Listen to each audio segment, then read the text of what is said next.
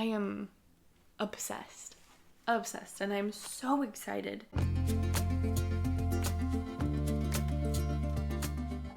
Hi, welcome. This is my first episode of a knitting poetry podcast.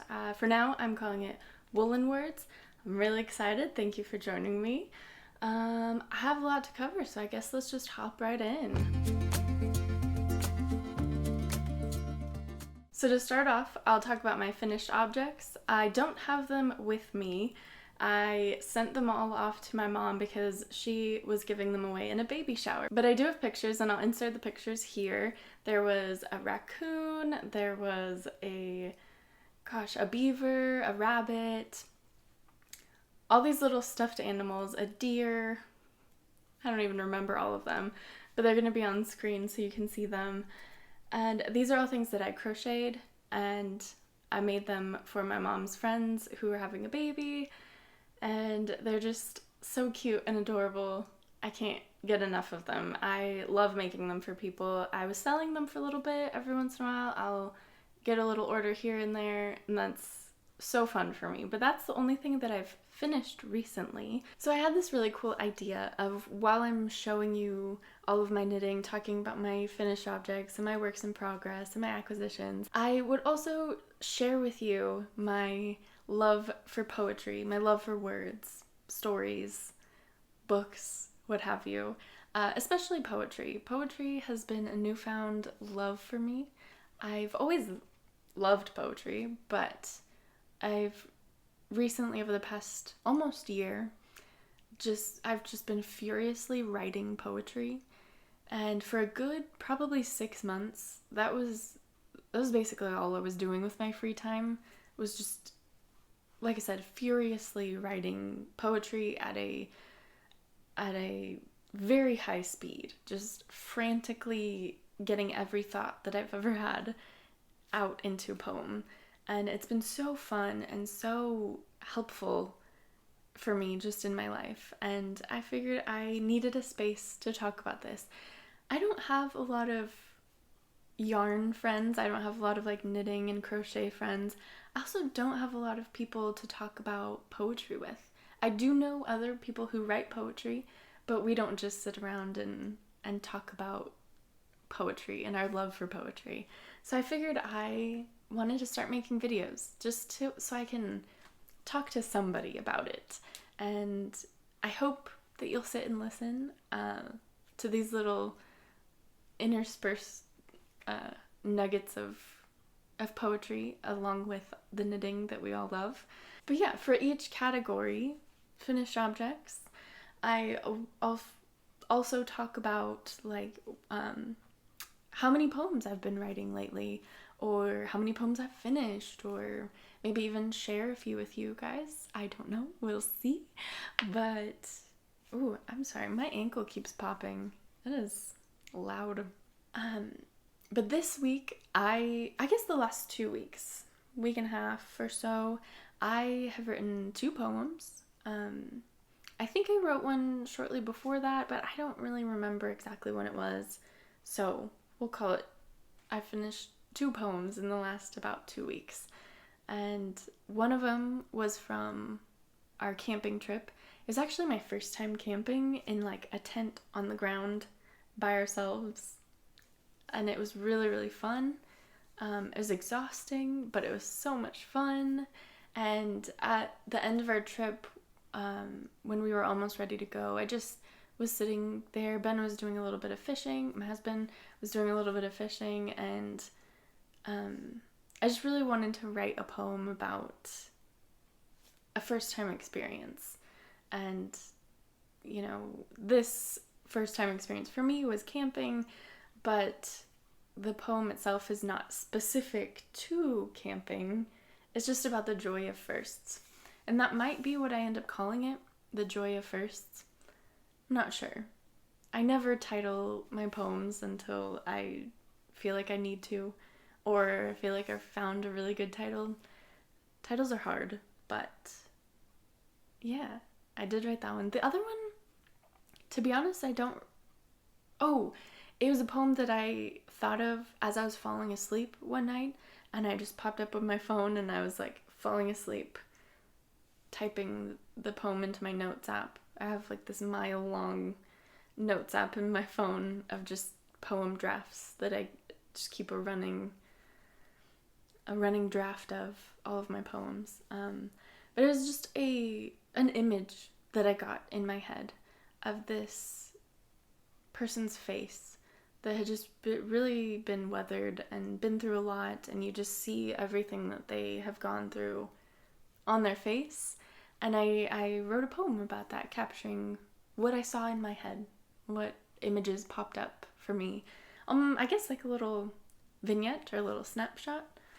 But that was really fun. And like I said, I was falling asleep. I was just, like trying to stay awake to get it out of my head before I forget it forever, you know?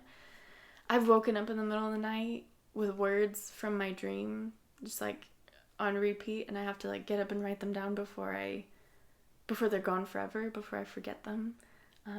I've gotten quite a few poems out of that. That's, you know, never underestimate your ideas when you wake up in the middle of the night. They might be good ones. Who knows? I have 3 whips, which I'll get into now. So let me see which one I want to start with. Alright, so this one is one that I've been working on for a while. I kind of took the summer off of knitting for a little bit because we were just busy. I had just started a new job, and so a lot was going on, and I was like, I'm just not gonna knit for a little bit. But now I'm back in the swing of things, and I'm trying to finish the other sock for this pair. This is a vanilla latte sock by, I did not look up the person's name, but I will make sure to put it on screen. It's just a free sock pattern, vanilla lattes. It's a little bit of like detailing. I'll show you up in close in just a second. But I'm almost done. I'm on the foot. I just have a little bit left to go. I'm trying to use up as much of this yarn as I can because I had it over from another pair of socks that I did the beginning of last year. I did them for my husband, and he really loved them. So, I loved this yarn, and I wanted to use the rest of it, so I am going to make this pair of socks for me. The yarn is absolutely beautiful. It is called Castle. It's a beautiful sock yarn. It is, I gotta read my notes because I'm gonna keep forgetting. Chasing Rabbits Fiber Company. It's their fern base in the color Castle, and I love it. It's like purpley green, blue a little bit. I don't know, purpley green color, and it's dark, and I love it. In the sunlight, you really get to see all the colors, and it's beautiful. I just wanted a simple pair of socks for me. I've never knit myself a pair of socks. I am fairly new to knitting. I started learning how to knit the beginning of 2021 must have been. And then it took me a really long time to learn how to knit, admittedly. I got really good at crochet really fast, but knitting took me quite a while to learn how to do and get the hang of it. Now I feel pretty comfortable. I am an ambitious beginner, let's put it that way. Some of the projects that I am working on, you'll probably laugh. But I'm excited and I'm getting it done. I'm learning lots. But this was just a step up from a simple vanilla sock, which is exactly what the pattern is for and exactly what I wanted. And I just did 1x1 ribbing and then slip stitch heel. And I'm just gonna work on the toe, just normal toe. And that's all about that one. All right, this next one I'm excited to show you. It is for my husband. He picked out this yarn, and I don't know if I should talk about the yarn now or a little bit later. Maybe a little bit of both. But this is Miss Babs Yowza in like a mini skein. It's superwash merino, 200 yards for 80 grams. So it's a DK weight. But it's this beautiful array of colors. It is called Fired Up, and I absolutely love it. But this that I'm knitting is a Musselburgh hat by Isolde Teague, I believe. I was inspired to make this because my husband wanted a hat, but I decided to pick the Musselburgh hat because I saw Knitty Natty on here. She was making a lot of Musselburgh hats, and I was like, that looks like fun. I want to make one. And it's going to be very warm. We live in Texas. It's not going to be cold enough to probably warrant a hat like this, but it is so colorful. It's so fun, but it still has those like moody, dark colors. My husband's not a very colorful person, so this is branching out for him, but he says he really likes it so far. So I'm excited. I am on the part where you just knit straight, and then you end up knitting like one big long thing and you turn it inside out. So that's really fun. And I took this camping with us, and the socks too. I took those. We went camping just one night, but we were there for like a day and a half. And while he was fishing, I got in a lot of knitting, and I just sat in my chair, watched him fish, and got some really good progress. Actually, this little marker right here was where I was at before we went camping, and I got it to the point where I could just straighten it because I didn't want to have to think about it while I was away from my laptop and everything. So I just straightened it, and I got a pretty good chunk down for just being gone like a day and a half. So I was really excited about that. So this is the Musselburgh hat that I'm working on. But I just love this yarn. It is so cool. I'll show it to you a little bit later, but like here it is worked up, here it is in a skein, and then here it is in a hank. It's wild. It's wild. I don't know. Yarn colors never cease to amaze me. They always look so different from hank to skein to project, and it's fascinating. I haven't quite figured it out yet. Alright, next is where me saying I'm an ambitious beginner knitter comes in, because this is my big project that I've been working on since June of this year. And like I said, I took a couple months off, so I haven't made as much progress as I would like, but I am really happy with how it's turning out. It is a hummingbird sweater that I'm making for my nana, my mom's mom, my grandma. I call her my nana, and she loves hummingbirds, and so I thought I would knit her a sweater with hummingbirds. I found this pattern, I saw a picture of it on Ravelry, I think, and I was like, that's such a good idea. I need to find this pattern. So I clicked on the pattern, wasn't there, was not anywhere to be found. And I had to dig and scour the internet for, like a day. It wasn't that bad, I'm being dramatic, but I did find it. I had to buy it on like this online magazine store, and it was a whole mess. But it's the Hummingbird Sweater by Camilla et Gottfredsen. And let me show you what I have so far. So this isn't everything that I have. I have more than this. I did an entire back panel, and it has what's going to be a hummingbird motif. Actually, you know what? I should probably just go get it.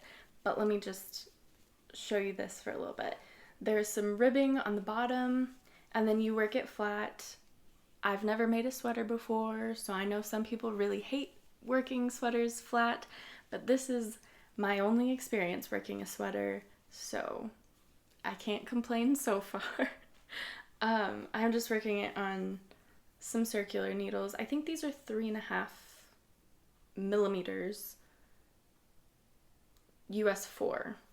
I don't know the US sizes. Millimeters make more sense to me, but that's okay. Like I said, I'm learning. I'm probably not doing exactly what you're supposed to do for intarsia, because that's how you work the hummingbirds. I had to watch like 10 different videos on how to do that and figure out what way works best for me. But I'm kind of kind of cheating a little bit. I don't know. I'm carrying floats. I don't think that's what you're supposed to do with intarsia, but I did not want to have a million little bobbins of each little color and have to change and twist my yarn a million times. So I'm just carrying the red across the color work, and I'm just carrying each color until I don't need it anymore, and then on the next row I just pick up where I left off, and it's been working great. Like I said, I did an entire back panel, and this is the start of the front panel, and then I just have sleeves, and then I'll be done. Hopefully I can get this done by Christmas. That is my goal, but let me show you what I have for the back panel, because if I do say so myself, it's magnificent. I'm really excited about it. I'm really happy with it.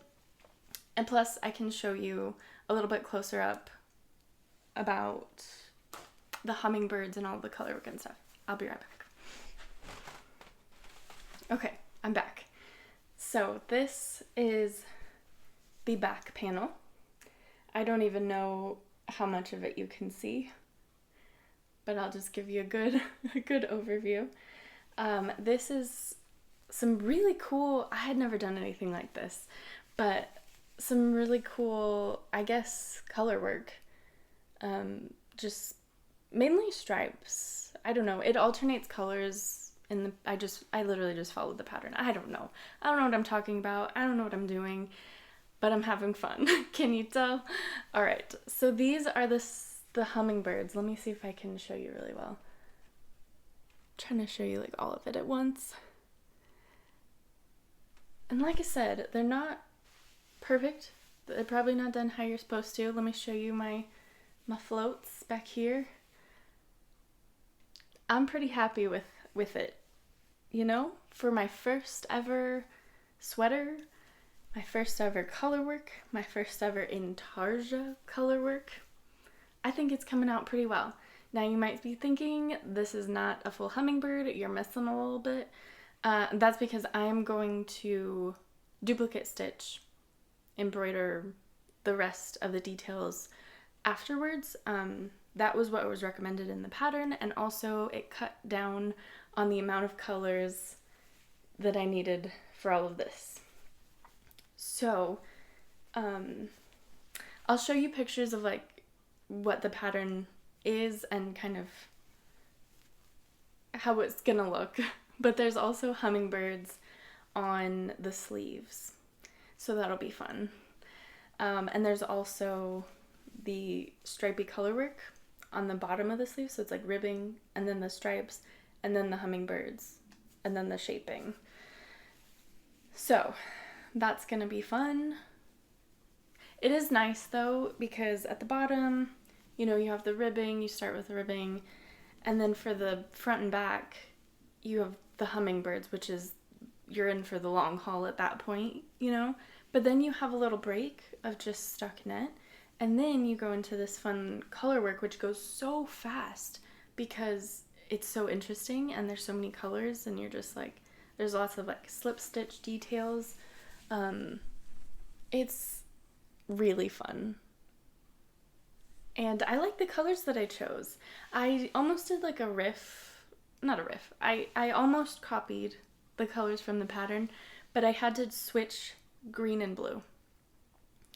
So in mine, green is blue, blue is green, and I think the like really dark purple or whatever, mine is dark purple. I think theirs is like a navy blue or like a really dark navy blue.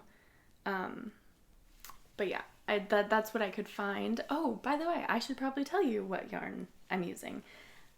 Let's get to it. I'm using Brooklyn Tweed, and I have a million skeins of it, hanks of it, whatever. I've been rolling it into balls by hand because I don't have a ball winder or Swift or anything. I just set up my chair and crank it by hand. I don't know. And I did do some tiny gauge swatches for all of my first time knitters, for experienced knitters out there as well. I did good. I did my gauge swatch. But yes, this is the yarn. Let me show you this way, because I have all of the colors in here. I think this is all of them.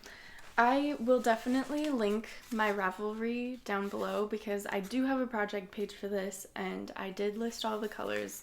But what I did when I took the bands off to wind them into balls, I tied the little scrap that I cut off as a reminder of which name was which color, because there were too many.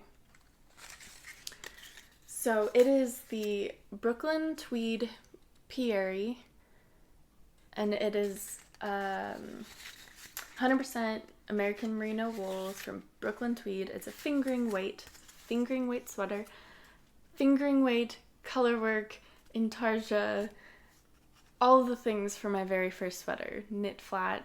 I'm adventurous, like I said, but there's a special meaning behind this sweater, and I probably won't go into it too much in this episode because I want to make a really big video just dedicated to the sweater, because it means a lot to me, and I hope it means as much to my family, to my nana. But it really is a special sweater. So let me just go through all the colors. So that's the same base for every color, but this purple color is Kaluna? I'm not sure. I'll show it to you a little closer, but it's this really pretty purpley, cool toned purple color, almost like a flowery purple. What do you call that? I can't think of the word.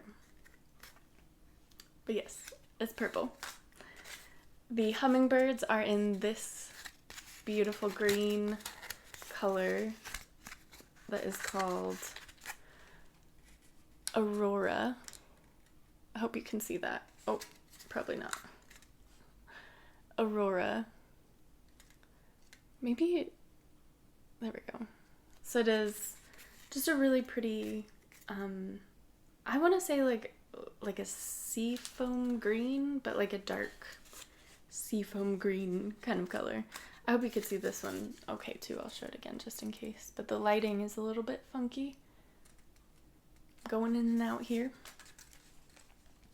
The entirety of the sweater, this is like the base color, or I don't know what you call it, but the red for the sweater, this is it, and it's called Vintner, and it's this really pretty like brick wine red. It's just like a really good earthy red, and I really like it so far. My nana's favorite color is maroon, and so I was like, this is a good color for her, you know, she'll really like it. This blue that I have is called Admiral, and it's just a really blue. It's a royal blue. It is just a true blue. I don't know. It's really pretty though. I feel like this whole color palette is pretty cohesive. I feel like the yarns really look good together. For the other main hummingbird color, I think of it because these are the colors that I'm knitting into the hummingbirds, and the rest of the colors are going to be the duplicate stitch afterwards. But this is called Sea Glass, and it is a really light green. It's almost the same color as the Aurora, but just a really light pastel version of it. And it's called Sea Glass. And I think it's really pretty. And then this is going to be the beak of the hummingbirds, and it's called Cobbler. Yeah, you can see that. It's a really, really, really dark purple. Like I said, these colors are also cohesive. I feel like it's very similar to this, but just a really dark version of it. The Kaluna in it. You see how they're kind of like the same, but one's very, very dark and one's purple. I hope you can see the colors okay. But I really like the yarn. It's really soft and like squishy, and I love it. It's working up really nicely. I think it's gonna be so fun. My gauge swatches didn't block a whole lot differently than, like, the size wasn't whole lot different when I blocked them, but we'll see how the sweater goes once I get it all sewn together and everything. I'm excited to block it. The wonderful people at West 7th Wool in Fort Worth, Texas, helped me pick out the colors and made sure I have enough for the sweater. They were wonderful. It was so fun picking out the colors with them and sharing this project. They haven't seen any updates. It's been months. But like I said, I kind of took the summer off of knitting and I need to get back into it. But like, I have a whole back. I'm working on the front, and hopefully by Christmas I can take this to my Nana and have her try it on, and it can be her Christmas present. So I'm really excited for this. This is my big work in progress, my big project, while I have the other two that are simple, easy, quick knits, and this one is definitely a labor of love. But I'm excited for it. Okay, so that was all of my finished, not my finished objects. That was all of my works in progress. So for my works in progress, my whips, I can also talk about my poem whips, my poetry whips. I have a few poems that I've been working on for a long time that just never, I don't know if they're done yet, you know? Sometimes you just know when a poem is done and you're like, okay, that's it. That's it for that. Done. But there are some poems that you write it and you're just like, I feel like there's still something I need to say or figure out how to say, but it just hasn't come to me yet. There's a poem that I'm working on about my hummingbird sweater. Again, it really means a lot to me, and I'm excited to make a whole video and share the entire process as much as I can about why I'm knitting it and the person that I'm knitting it for, and just really what it has come to mean for me. I don't want to get too emotional because I cry at every little thing, but it really does. It's just like very meaningful to me, and I wrote a poem about it, and I wrote it and I refused to look at it because I was literally weeping onto the page as I was writing it. And I just feel like I haven't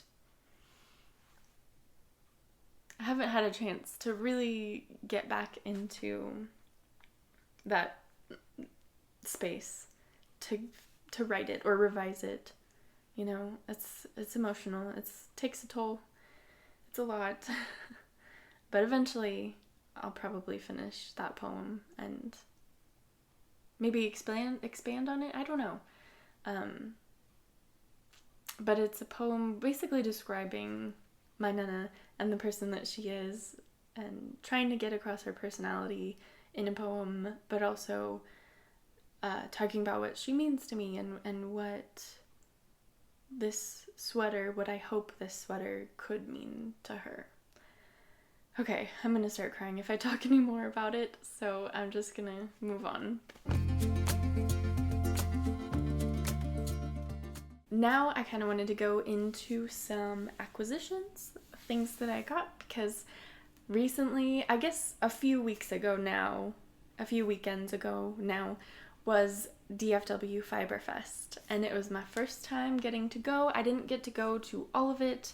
I was working that weekend, but after work on Saturday, we rushed over there, and I could still get into the vendor hall for a little while, and oh boy, did I have fun. There were so many amazing booths, and again, if you want to check out Nitty Natty's video, I'm sure other people made videos about it too, but Nitty Natty I know for sure made like a whole DFW Fiberfest video dedicated to it and showing a bunch of vendors, and it was so fun. And I'm so glad that I got to be there, even if it was just to go to the vendor hall. because it was amazing. But let me show you what I got. So I got this from Madeline Tosh. It was their show color, and it is Frontier Stars is the color, and it is their pashmina base. Pretty sure it's fingering weight. It is a superwash merino wool, 15% silk, and 10% cashmere blend. So 75 merino, 15 silk, and 10% cashmere. It is very soft. I think it'll be really, really nice to work with. It does have a little bit of like a fuzzy halo. I don't know if you can see the color too well. It's like, they're very soft colors, and then this like speckly goodness thrown about. I am very excited. I bought 3 skeins of this because I was just like, I don't know if I want to make a sweater or something, but it's gonna be so good. I'm so excited for it. And I just loved these colors. There's like a very, very faint hint of blue in kind of the base color, and then there's this like soft purpley brown, I don't know if that's accurate, but it's like a very faded purpley pink kind of color, and then you have splotches of like orange and blue and brown and maybe even a little bit of green. But it is very pretty. I'll try and show you like different angles. Maybe one of them will be a little bit better. I wish I could like show you how soft it is, because it is very, very soft, and I'm very excited to make something out of this eventually, because as I'll get to in a minute, I have a lot of things that I want to make, so we'll get there when we get there, you know? I showed this a little bit earlier, but I just wanted to briefly mention it again and give you a little more details or something. But this is Miss Babs' Yowza Mini, and it's in Fired Up. My husband picked it out, and he was like, I love these colors. I want you to make something with it. And I was like, okay, I can make you like a beanie, scarf, you know, take your pick. And so he opted for a beanie, which is the muscle burr that you saw earlier. But these colors are just so fun, and there's so many of them.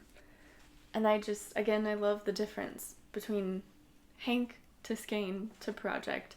Sometimes it's not what you would expect at all, and sometimes you don't realize how many colors are actually in here until you start working with it, and then you're like, oh my gosh, I didn't even see that color before. But I love it, and it's pretty soft. I wouldn't say it's as soft as the one that has the cashmere in it, from Madeline Tosh, but it's a DK, it's merino, 100% superwash merino wool, and so it does have that like woolness to it, woolliness to it, but it is soft. I like it. I really like it. Of course it's soft. It's like superwash. Squishy. I like it, and I'm really excited. I have another skein of it, obviously, that I won't use for the muscle burrow. Probably I shouldn't need it. So I don't know what I'm going to make out of this, but we shall see. It's DK, so we will figure something out, I'm sure. But this is another thing I got at DFW Fiberfest. The next few that I got are all from Crafting My Chaos Fiber Co. I know these are the same, but they came with a little bit different labels. But this person dyes here in Texas, dyes yarn here in Texas. They're hand dyed. It is fingering sock weight, 100% superwash merino wool, and I got lots of these little minis because I loved all the colors, and I was like, I don't know what I want to make out of it. Probably some different socks or something, but I got these greens and then this gray and blue, which I really like together. So maybe some socks out of this, and then I don't know, maybe some socks out of this too, or I'm sure I'll find something. But I really, really liked these colors. They were just so pretty. These different greens. I've been on a green kick lately. Like, greens and browns have been my jam lately. I've been having so much fun with them. So I'm excited. I don't know exactly what I'll make out of these, but I'll make something, and I'm really excited about it. This next booth that I went to was Destination Yarns. This is their little card that she gave me, and I kept it because she gave me the name of a pattern that I am excited to knit. I already bought it, I downloaded it, I was reading through it, and I cannot wait. It is the Soundstone Poncho. It's just the name right there, but I'll put in the picture and everything. The reason I'm so excited about it is because I saw it in her booth, and it was designed with her yarn, a DK weight yarn, and it was a gradient of gray to this green and then back to the gray, and I was like, oh, that's so cool. I love that. And it has this really pretty cabling detail across the middle, and I was just like, this is so fun. I want to make this. I asked her immediately. I was like, what pattern is this? And so she was like, oh, it's the Soundstone Poncho. Let me write it down for you. And so she explained to me, like, oh, you just need 4 colors to, like, transition between for the pattern. And I was like, oh, okay. And she was like, yeah, this is the yarn that I used for this, the green and gray. But you can use any 4 colors that will, like, fade into each other. And I was like, okay, I gotta keep that in mind. So I was walking around her booth, and she had so many beautiful yarns and beautiful, like, sets of colors that represent different destinations, hence Destination Yarns, which I thought was so fun and such a cool idea. She had different countries, different places, like beaches, mountains, Italy, Spain, all these different places and locations. And then also she had some, like, fantasy ones as well, which is really, really cool. But the ones that I went for was her show color set, show colors that just immediately I was like, oh my gosh, I think I can do it with this. And I got really excited, and she was really excited, and she was like, oh, I could see this color should go in the middle. And I was like, that's exactly what I was thinking. It was perfect. We, like, bonded over this little idea that I had. So I got enough yarn. She made sure that I got enough. Let me try and put them in order for you. So they are gonna go like this. So this is gonna be the top of the poncho, and then this is gonna be the cabling, and then it's gonna fade down into these colors. Like I said, these were, like, basically her show colorways for DFW Fiberfest. They were based on Texas. They have, like, the Starry Night and then the prairies down here. Try and show you. I have some pictures. If it's not showing up on video, I will put pictures in for all of these or any of these that need it. But I am so excited. This one is the Stars at Night, and it is so fun. I love all of these different colors. It reminds me of, like, Van Gogh Starry Night kind of thing. I love it. Again, it's DK, it's superwash merino. I am, like, I cannot wait to cast this on, but I have to restrain myself because I already have a big project that is more time oriented. I need to get it done by Christmas because who knows when I will be back to visit my Nana after that. So I don't want to wait too long and then not get it to her sooner. This one is called Denim because everyone in Texas loves a good denim. And it's this pretty, really pretty, like, sky blue, and it has, like, subtle variation to it. This is one of my favorite colors, just, like, in life. This is one of my favorite colors. So I'm so, so excited about this. And these are really soft. They honestly feel a lot like the Brooklyn Tweed Superwash Merino. Very, very squishy, very soft. I'm so excited. This one is called Wide Open Spaces, and I thought it was perfect because it has some of the blue in it, but it also goes into the prairie tan, and then there's colors for the wildflowers and just like purples and blues and greens, a little bit of orange. Um, oh, it's so pretty. It's so pretty. I am obsessed. Obsessed. And I'm so excited to cast it on. And then this is Longhorn. And this is such a pretty tan, pink, beige color. It really reminds me of like the prairie grasses around here. Yeah, it's so pretty. And there's even like speckles in here. I hope you can kind of see those little speckles of just the little tiny dots of colors. They're so pretty. And I'm obsessed. I can't get enough. I can't stop talking about it. I can't stop thinking about it. But I have to practice my self-control and wait until I can dedicate myself to making a poncho. Never done it. Never done cabling. Never done any of this, you guys. I am a beginner. I am a true beginner. I learned the basics. I learned as much as I need to do for the next project that I'm working on. And then I work on it and I learn as I go.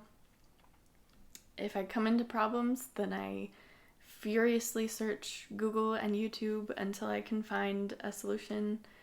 And I don't have a lot of yarn friends in person, like other people who knit or crochet. I have a friend who just learned how to crochet and I'm really excited for her.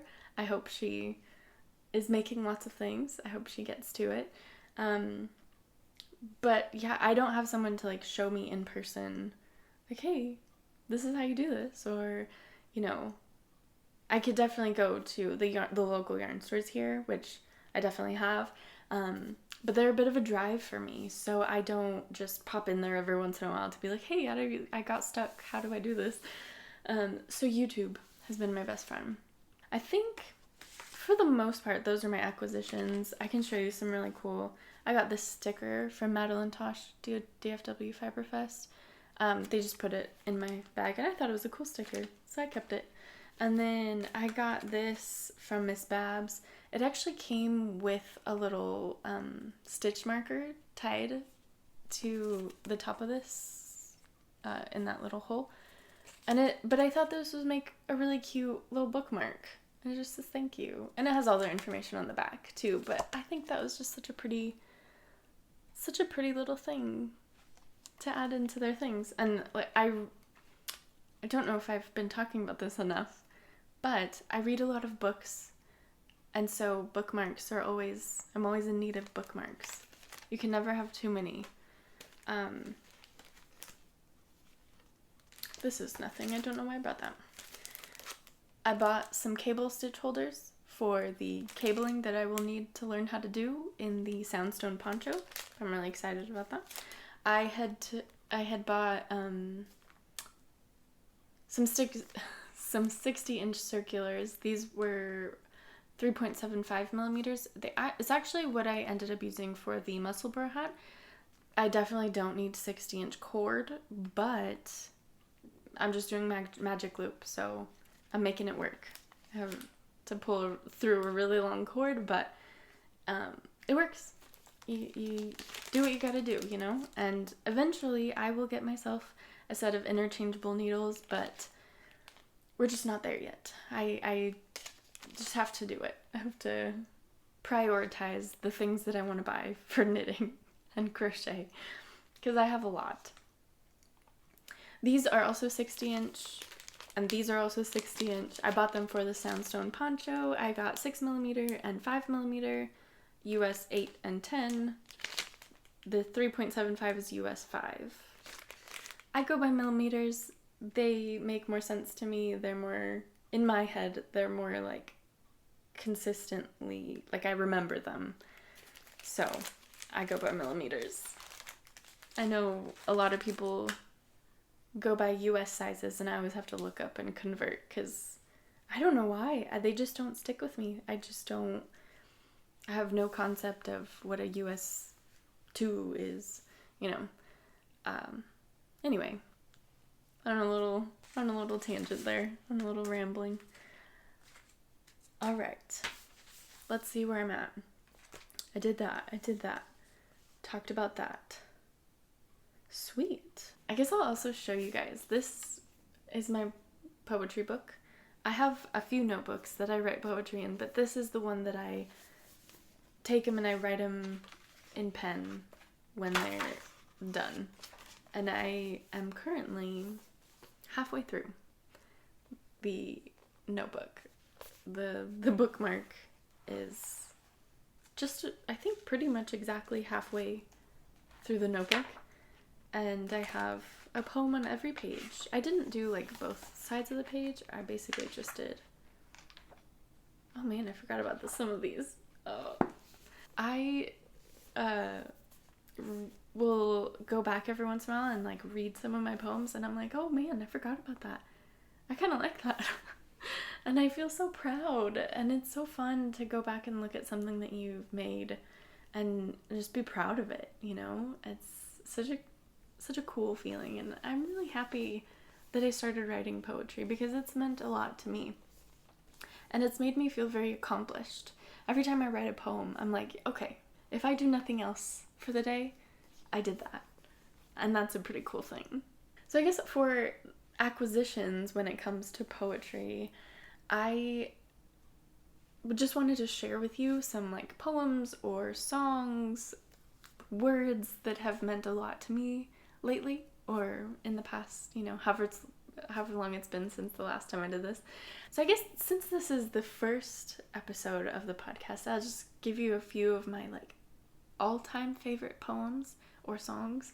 One of them is Do Not Go Gentle by Dylan Thomas. That is probably my favorite poem ever. Every time I go back and read it, it is just so powerful and so much emotion and just like raw ambition, drive in that poem. And I love it. I love that poem. That's such a good one. Such a classic, you know. I think everybody should know that poem, or at least read that poem. And to give you kind of a more modern, more new one, one of my all-time favorite Taylor Swift songs is one of my favorite poems. It's called Cowboy Like Me. I love that. I think that song is a masterpiece. There is so much to that song, and I could go on and on and on about her, about that song. What can I say? But Cowboy Like Me, Taylor Swift, is such a good song. All right. I think that is everything that I had planned to share and show, and I'm really excited about it. I hope that this was interesting. I hope the lighting wasn't too all over the place, but we're figuring it out here, and we're doing it. We're starting it, because if I don't start it, then I'll never do it, you know? Again, thank you so much. I hope that you like and subscribe if you want to see more of these. I'm really excited to share my knitting progress, my poetry progress, and if you guys want to hear any of my poems, definitely let me know. If you want to share what you're working on in the comments, please do, because I would love to hear what you're knitting, what you're working on, and what yarns you're using. I don't know, just let me know all of the details. I love hearing about people's projects. But I think that is it for me, so I guess I will let you all go. I'm hoping to make this like a weekly or bi-weekly thing, so we will see when the next one comes out, but I'm really excited. Thank you for joining me on this journey, this little fun adventure that we're going on, and I hope to see you in my next podcast. Bye.